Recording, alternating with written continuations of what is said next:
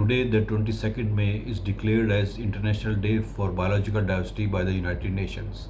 The principal objective of assigning a day to biological diversity is to increase understanding and awareness of the biodiversity issues. The theme of the year is Our Solutions Are in Nature. Now, this is quite apt in the sense that now we know that we depend on the nature or the healthy ecosystems for our needs of air, water, food, energy, and lot many other things. Our disregard of the nature, unsustainable use of the natural resources, lack of adequate protection and conservation of biological diversity has led to unfortunate consequences. The present pandemic of COVID-19 can also be assigned to the lack of respect of nature by the mankind.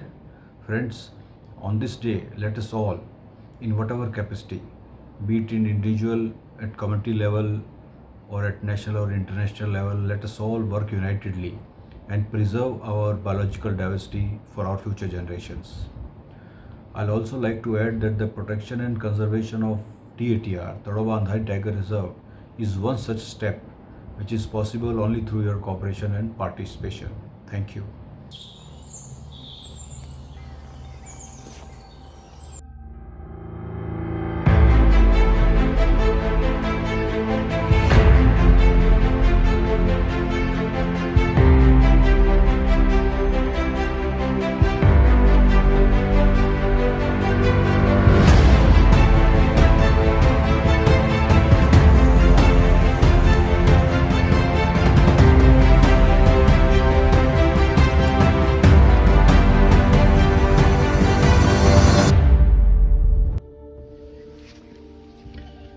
We thank Shri B.S. Huda sir, Additional PCC of Wildlife East, for his lovely message on the occasion of International Day for Biological Diversity.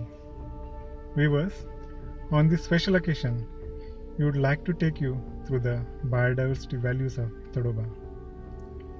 Tadoba is a true representative of central Indian landscape, experiencing extreme climatic conditions.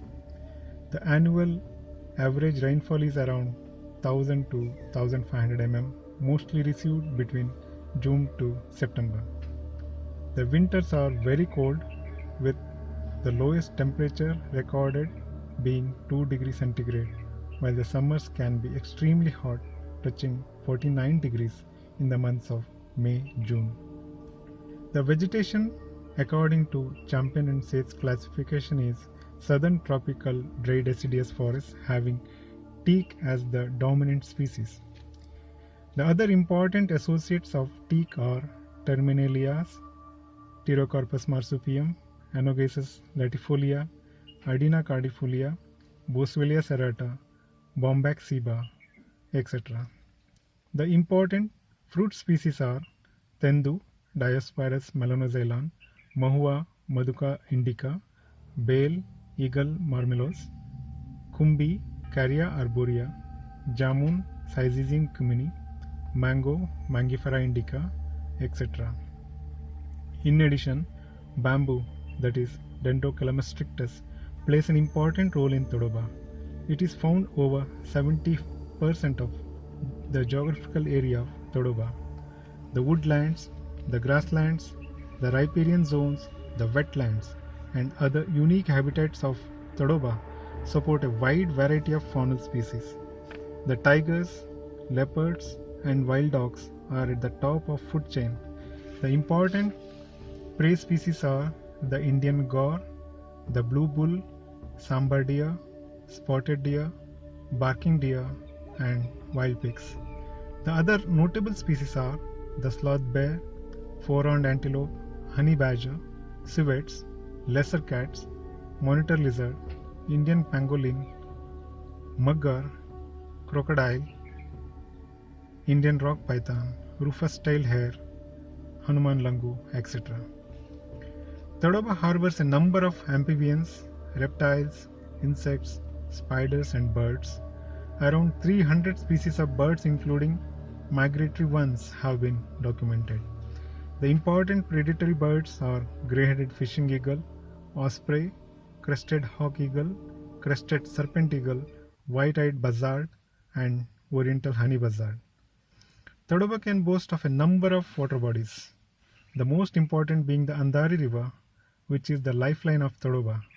In addition, we have the all important Tadoba Lake,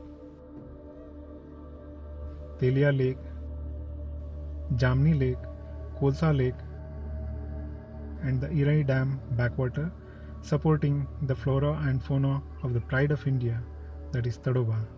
Friends, with this, we will take you around in this weekly update the interesting aspects that our foot soldiers have come across. Here it is.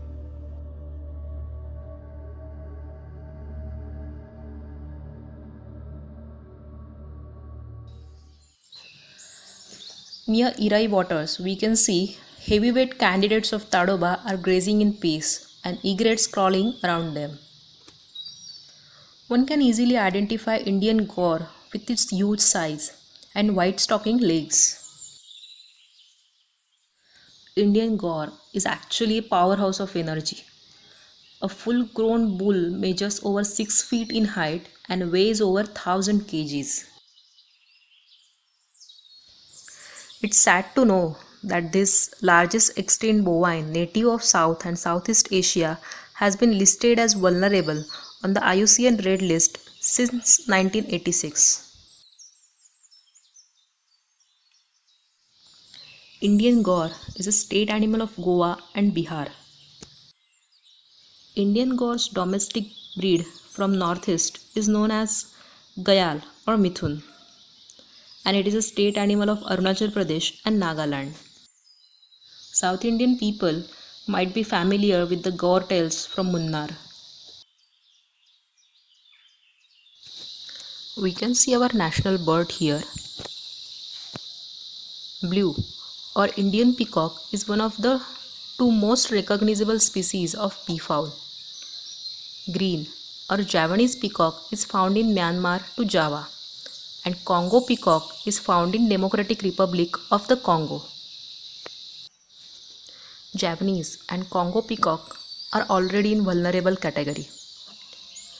Though today our blue peacock is least concern, we may lose our national beauty due to poaching and habitat loss.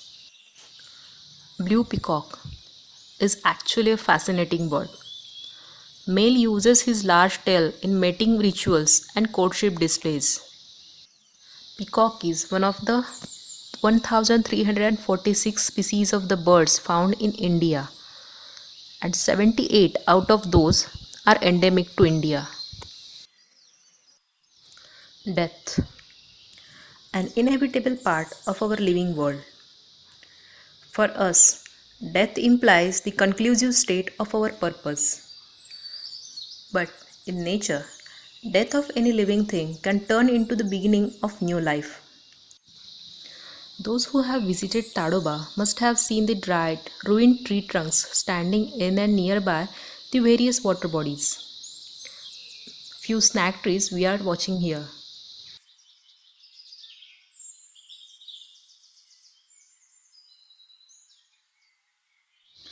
Along with the perching sites for birds, these snack trees are home of various kinds of orchids.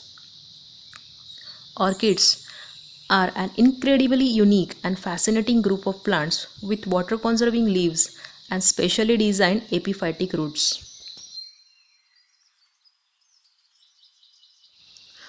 You know, orchids metabolize slowly in order to not outpace their resources. Actually, this is what the current COVID scenario is expecting from us also. Orchidae is one of the largest families of flowering plants, currently having 28,000 accepted species worldwide. Though orchids grow on other trees, orchids can prepare their own food and they use the trees for support only.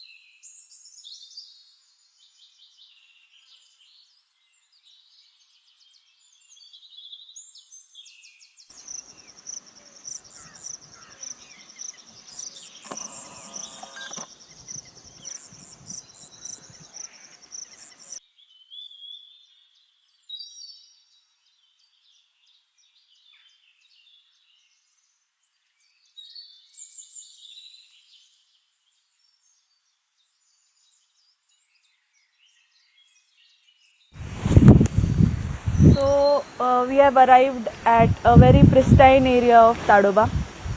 This is the Tadoba Lake. What do you think that one ecosystem gets stronger and the other gets weaker in a phase of change? At a larger extent, the answer is biodiversity. There are three terms or features intertwined to build up a biodiversity. One is the ecosystem diversity, second, species diversity, and genetic diversity. So, one of the boons to Tadoba is the natural water sources available here, that is the Irai, Tadoba, and numerous water holes. So, this fresh water thrives a lot of species and lot of mammals and lot of birds. Langurs are genetically close to us. We are almost alike. See, here two langurs are risking their lives for water lily. Crocodile is keeping constant eye on them. I think they might have got bored eating sterculia fruits as we saw in the last episode. Or maybe the scorching heat of Vidarbha forcing them to eat water plants. You might glad to know that there are about 15 species of monkeys found in Indian subcontinent, among which lion-tailed macaques are endemic to Western Ghats. Fire's leaf monkey, an endangered species, is restricted to Southeast Asia.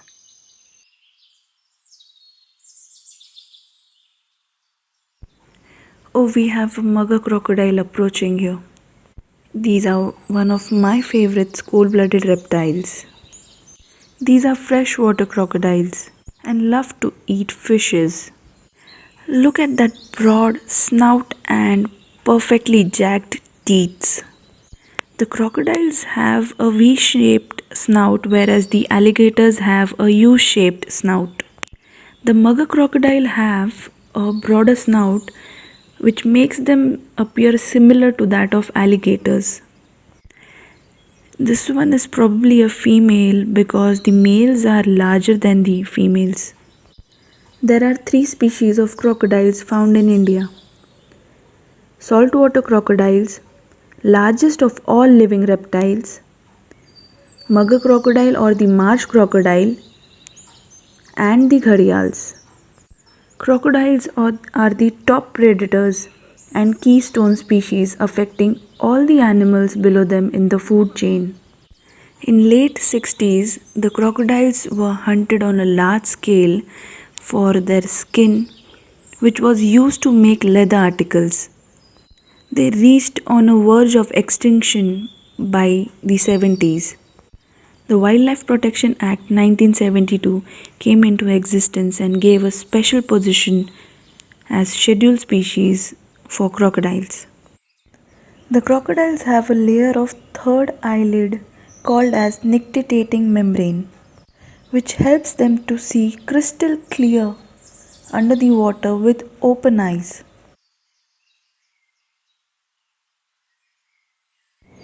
Look at that yellow eyes and prominent ear tufts on the side of the head.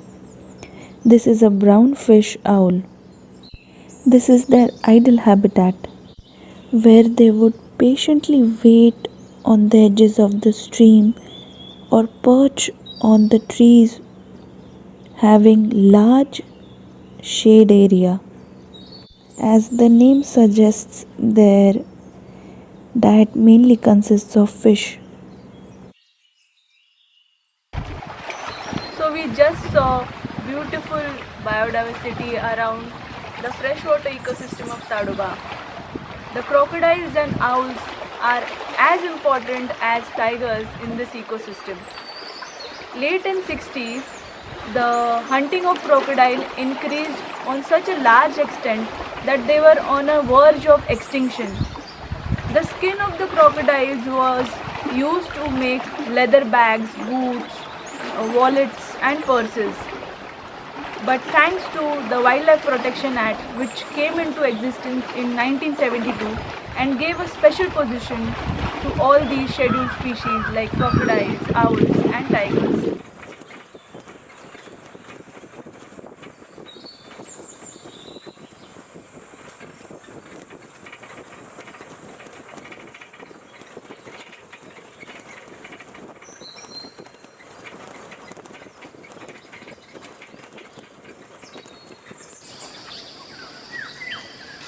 So we have arrived on this waterhole, and this kind of habitat where you can see grass, water, some muddy features support a lot of life forms here, such as butterflies you can see around.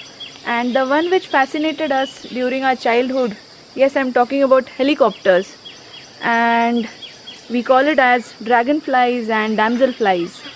So, dragonflies and damselflies are one of the most ancient creatures alive today, almost of 300 million years ago, as ancient as dinosaurs. So, these kind of water puddles were the ideal habitat for dragonflies and damselflies.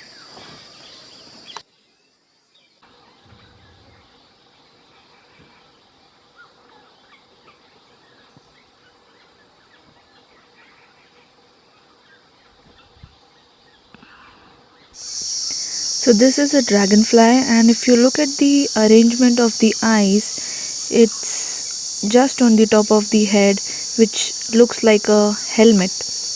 And when the dragonfly is resting, the arrangement of the wings is stretched outwards. There are more than 6,000 species of dragonflies in the world. India has about 500, most of which can be seen before and after monsoon.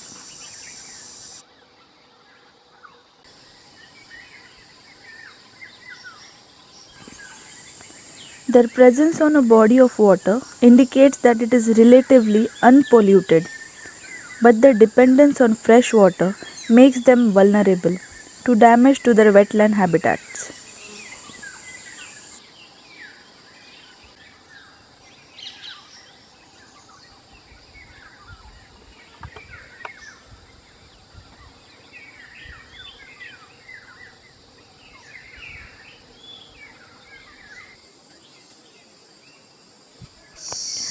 This is the slim and elegant damselfly. The eyes arrangement is quite small and on the outer edge of the head, and the wings, when the damselflies are on the rest position, are close towards the abdomen.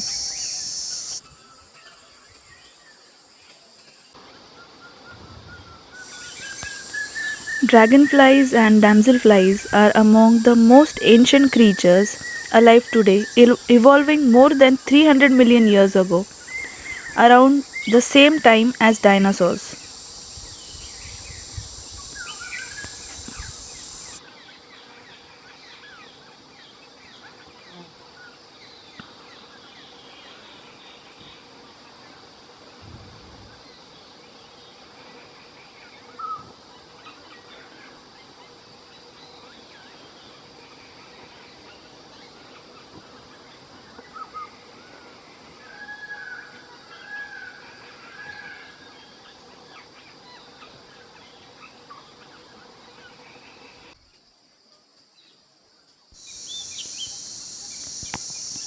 Mating of these insects is a sight to behold, as the pair forms a beautiful heart sign.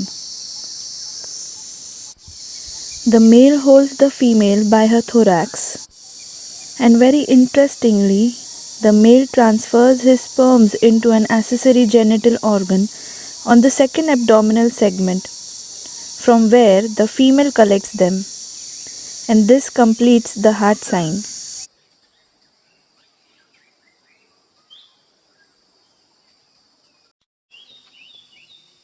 Butterflies. These attractive flying creatures are a vital part of biodiversity. Our mega diverse country hosts approximately 1500 species of butterflies. Yes, it's really a spectacular number. with many endemics to Indian region. Flitters we are watching here are lime swallowtails of Papilionidae family.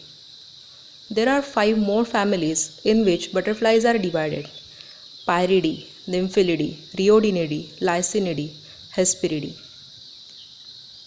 Do you know most of the butterflies have specific nectar plants and larval host plants? Yes, they are really choosy just like us. We can see the butterflies have gathered on ground. What do you think what they are doing actually? This peculiar behavior of male butterflies is known as mud puddling. For reproduction, they need good sodium content. That's why male butterflies try to enrich themselves by sucking sodium and other salts from soil.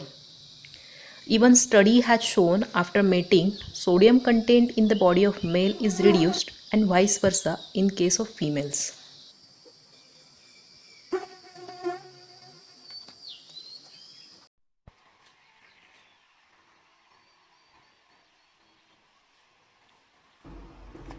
This is a web of a social spider. A social spider is a spider species whose individuals form relatively long-lasting aggregations. Whereas most spiders are solitary and even aggressive towards other members of their own species, some hundreds of species in several families show a tendency to live in groups, often referred to as colonies. Having a larger web and multiple spiders to work together to subdue prey allows them to prey on larger organisms that would not be possible if they led a solitary existence. The colonies can grow large enough to take down birds, bats, as well as very large insects. Living in a colony also has another major benefit for spiders, like cooperative nest maintenance and also predator defense is increased in a colony with large web and multiple individuals. They also show cooperative brood care, use the same nest or web and have some amount of generational overlap. A few species are also known to have a reproductive skew, where some of the females reproduce and others do not. Even though these females do not reproduce, they cooperate by caring for each other's young.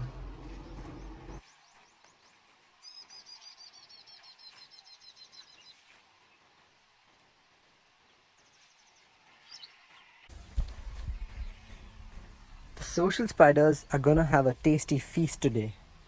Since their web is built close to the ground and on a tree, a grasshopper is stuck in the web.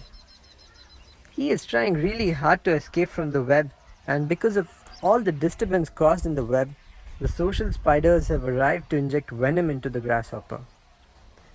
Initially, the grasshopper was stuck at the edge of the web, and now the spiders are dragging the grasshopper towards the center of the web for communal dining.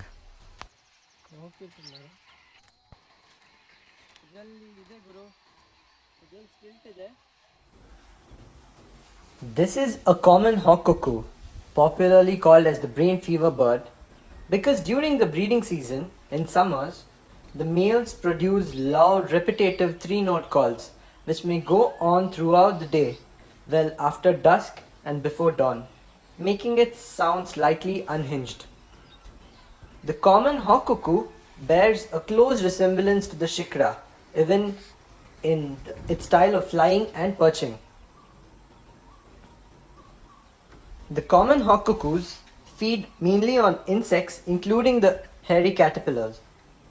Caterpillar guts often contain toxins, and like many cuckoos, they remove the guts by pressing the caterpillar and rubbing it on a branch before swallowing it.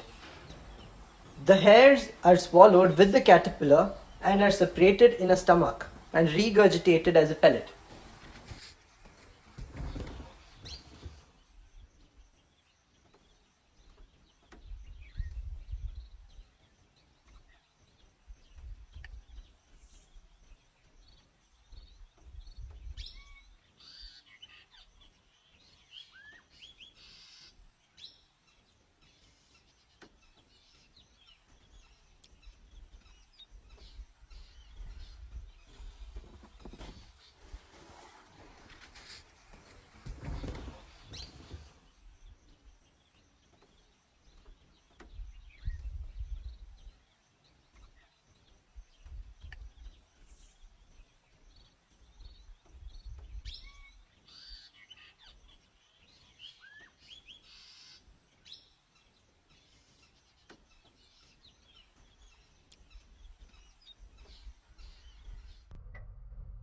From the woodlands to the meadows, everything has turned green.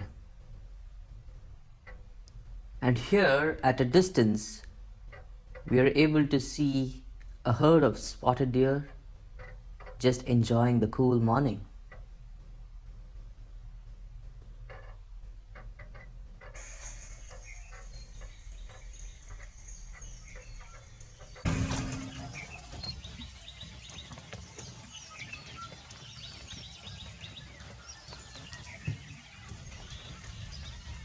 These two young males are getting ready for a fight.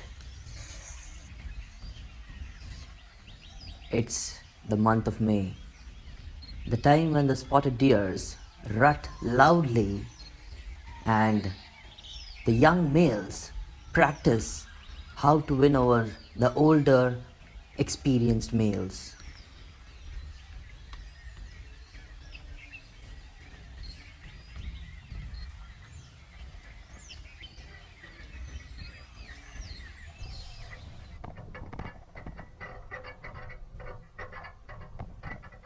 We are just reaching the Jamni Lake.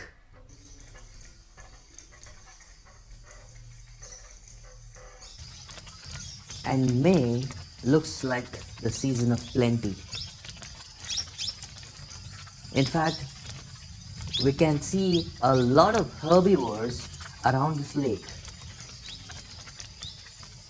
The Samba deer are busy feeding inside the lake.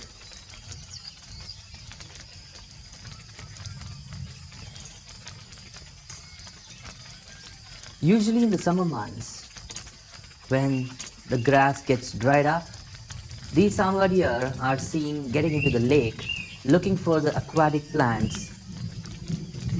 One reason is that because the aquatic plants are green and also tender, it also cools the body.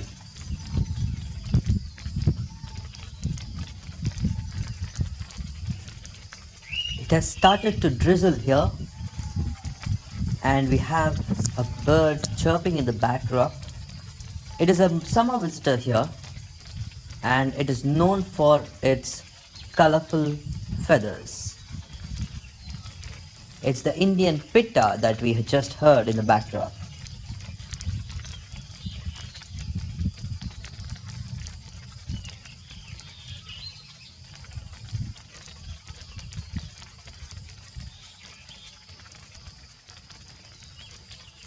Behind the Samba deer, at a distance, you also get to see the spotted deer grazing, and the grass behind the spotted deer also has turned lush green.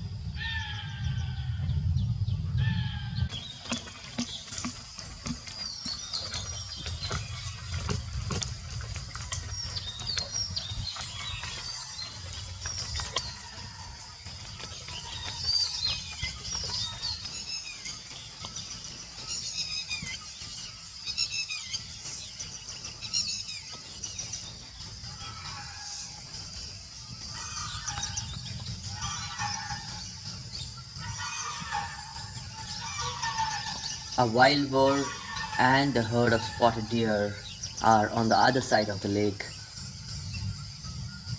Even there are two young sub-adults who are getting ready to fight.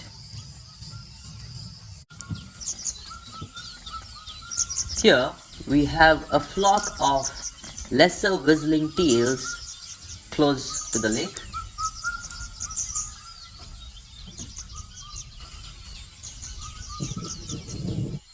There is also a bird singing "One More Bottle." It is a loud whistle by the Indian cuckoo.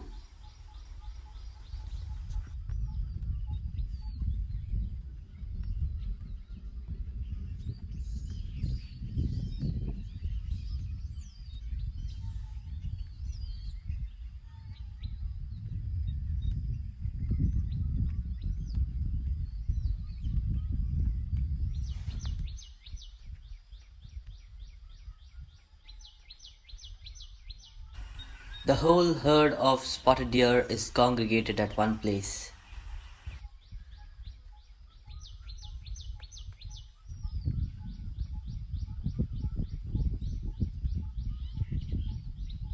There might have been some confusion, and hence they all have fled.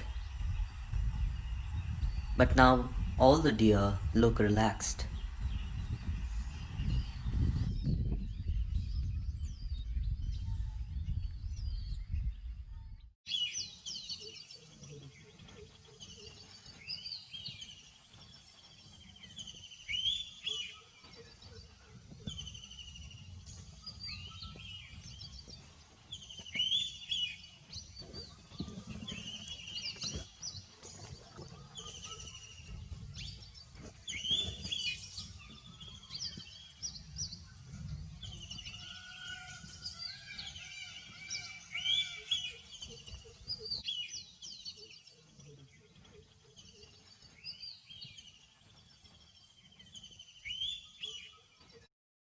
The Indian pitta is a very colorful passerine bird native to the Indian subcontinent.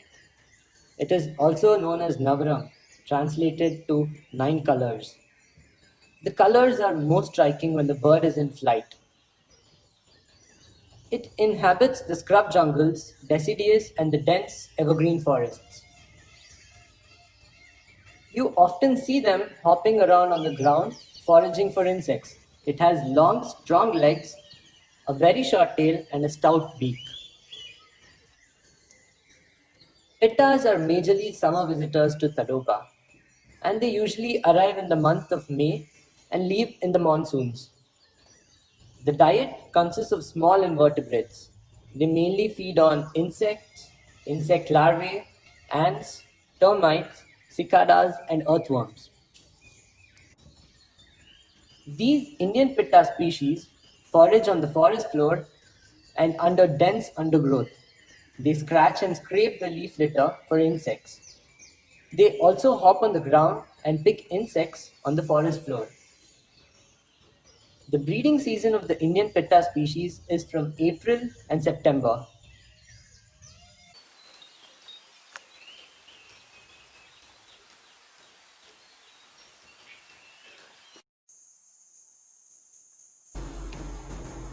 The Cassia fistula, commonly known as the golden shower.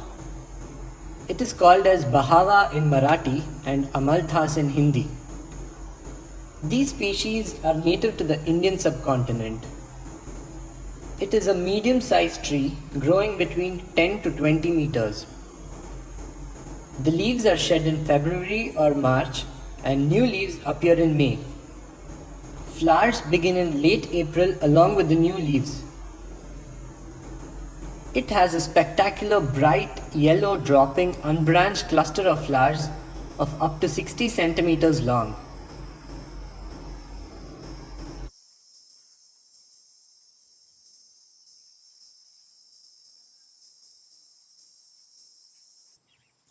The fruit pulp is eagerly sought out by bears, monkeys, jackals, and other jungle creatures and help in dispersing the seeds. The tree is referred as Arghavada or disease killer and is widely used in Ayurveda. Various parts of the tree like the bark, leaves, flowers and the pods are used in Ayurveda to treat intestinal disorders, skin disorders, fever and constipation problems. Now we are heading towards water body 97. We will go check the water body and see if there's anything there.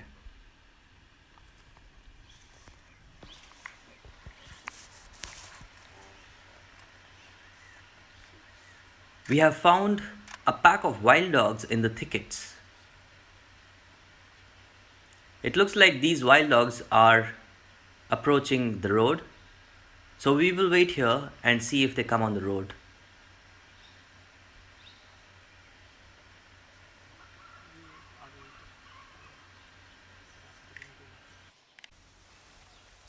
Here they come on the road.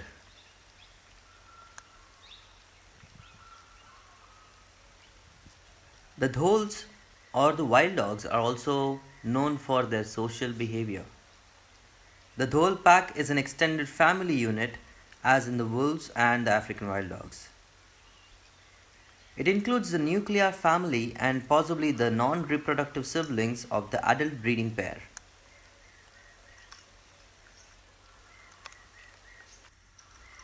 It is often asked why dholes live in packs. Being in the pack, the dholes have an advantage of hunting together. Unlike other predators like the tigers or the leopards, the dholes are much smaller in size and lack the long canines which can puncture the jugular of a prey. The dholes come in the packs, which helps them majorly in hunting, and also it helps in the interspecific competition.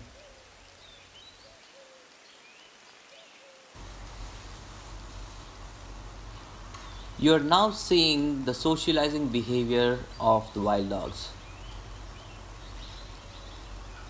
Early mornings, the pack comes and gets together. They all sit in a place and they start rolling close to each other. This behavior is quite unique to the wild dogs.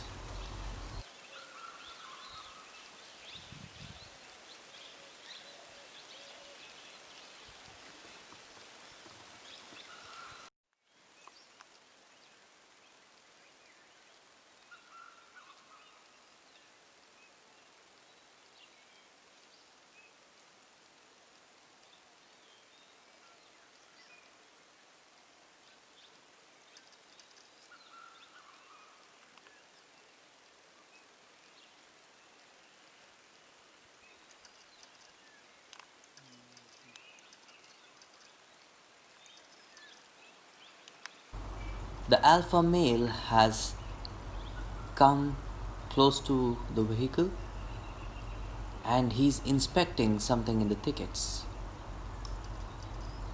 He looks very cautious. And the alpha female right behind just did the hind scrubbing.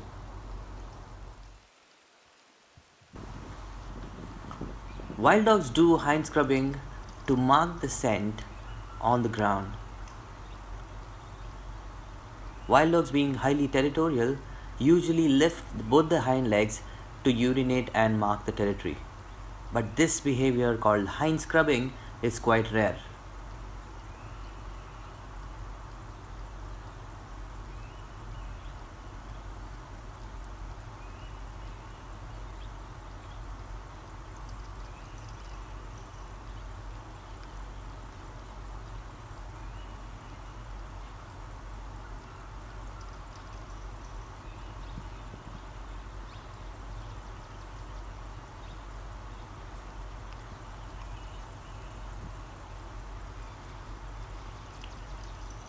It looks like the pack has decided to leave.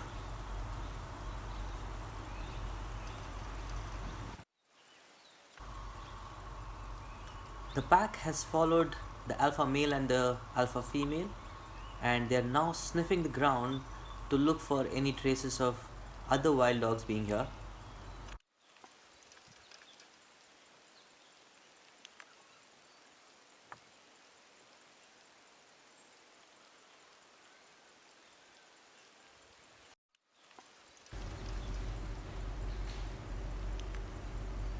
This pack of wild dogs is often seen in the buffer. It looks like these wild dogs have extended their home range and the territory.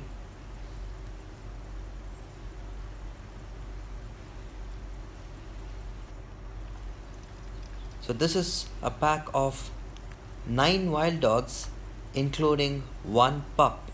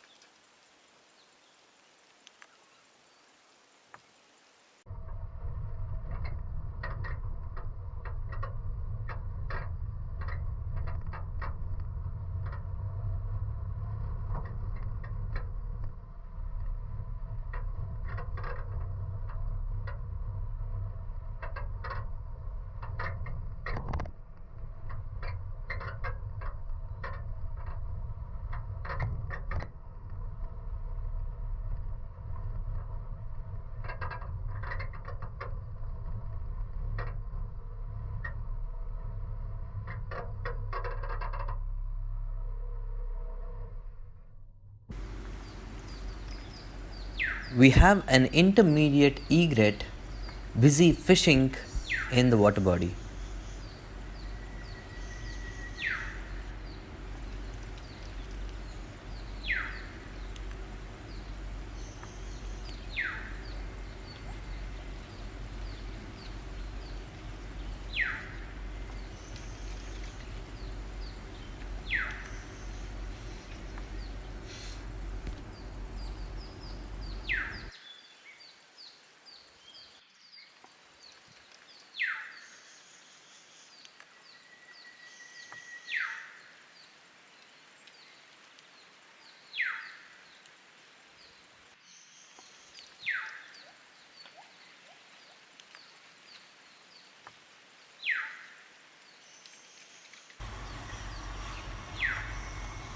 These egrets are extremely cautious when they are stepping in the water.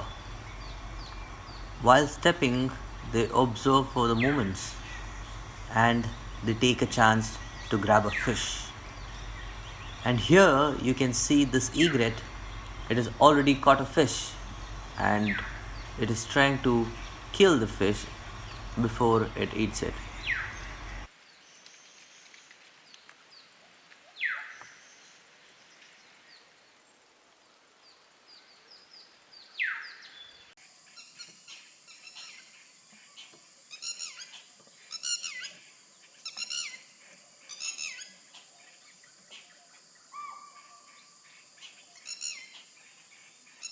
And now we have reached Pandapuni, where we have come across a different pack altogether. This is a pack of two wild dogs which is seen around this area for the last 1.5 years. It appears they have made a kill of cheetal and started feeding on it. The feeding habit is very unique. Eat one at a time. You can see one of them feeding while the other keeps a watch.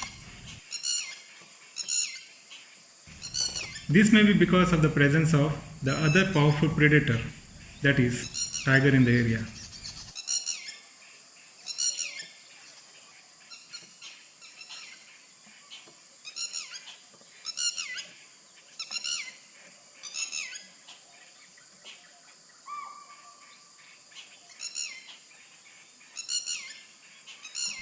They are voracious feeders and finish up the kill in no time.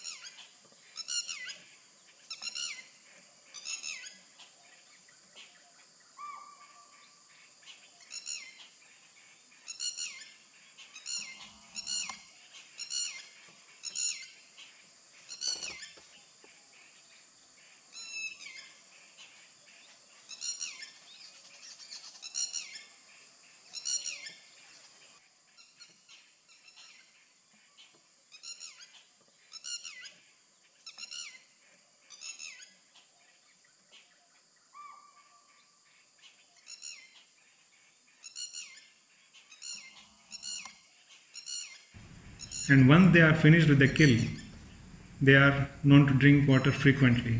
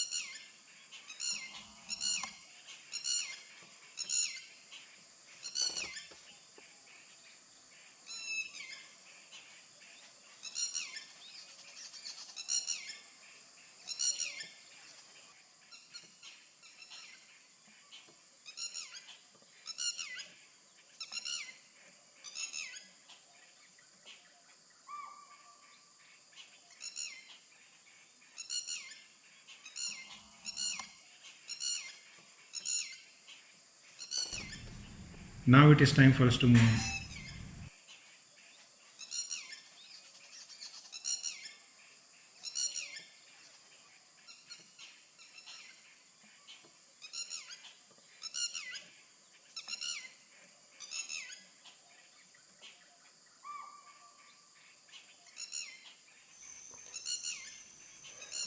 Today, on the occasion of International Day for Biological Diversity, we enjoyed the biodiversity of TATR through this video.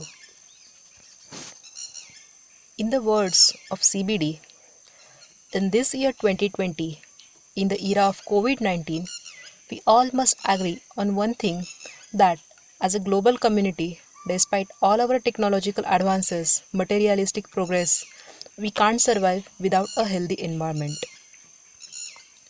This year's slogan, Our Solutions Are in Nature, emphasizes of working together at all levels to build a future of life in harmony with the nature. I do remember a Sanskrit Subhashit on this. पृथिवीं परितो व्याप्यं तामच्छाद्यं सितं च यत् जगद्धाररूपेण पर्यावरणम् उच्यते, which means the thing which has wrapped the earth, which is a basic ingredient of everything on the earth, is the environment. So, now onwards, we all must take a pledge to protect the environment and the earth. So, people, I hope you have enjoyed the episode today. Stay at home, enjoy the TATR 4K live with us. We will come back to you soon in the next week. Till then, stay safe and be healthy.